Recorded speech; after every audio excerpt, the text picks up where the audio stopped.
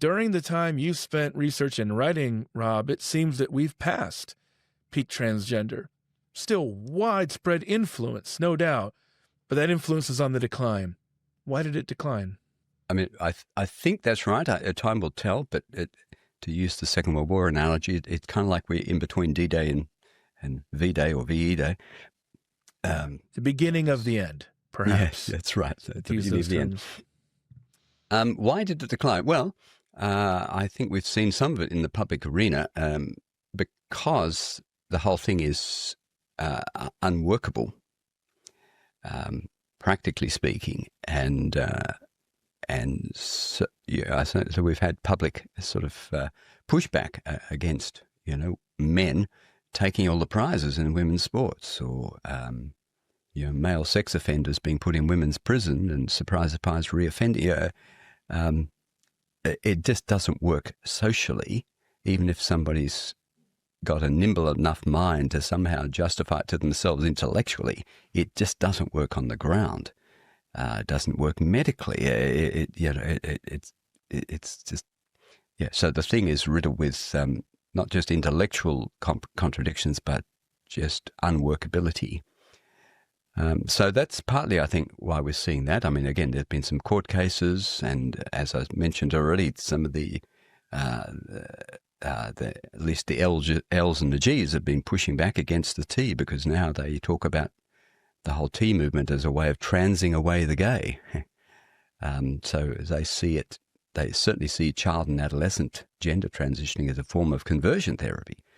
And so there's a major war there between at least LG and T on that front. Yeah.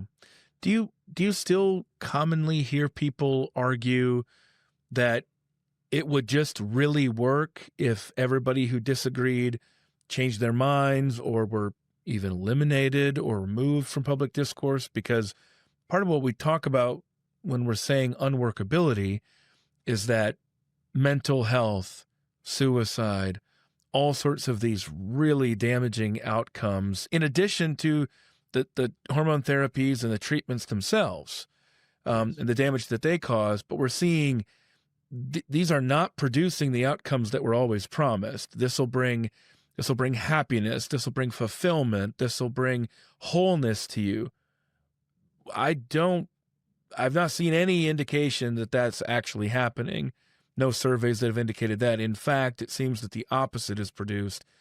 Now, when we used to see that argument, it was, well, that's because society doesn't accept this. Yep. Yeah. Is that still trotted out and used against parents, used by schools, by counselors and others to pressure parents into this affirmation process? Yes, occasionally. I mean, those responses haven't completely died off, as far as I'm aware. And likewise, the suicidality myth that if you don't allow your child to transition, they're going to take their own life. Again, that is just not borne out by the stats and the facts.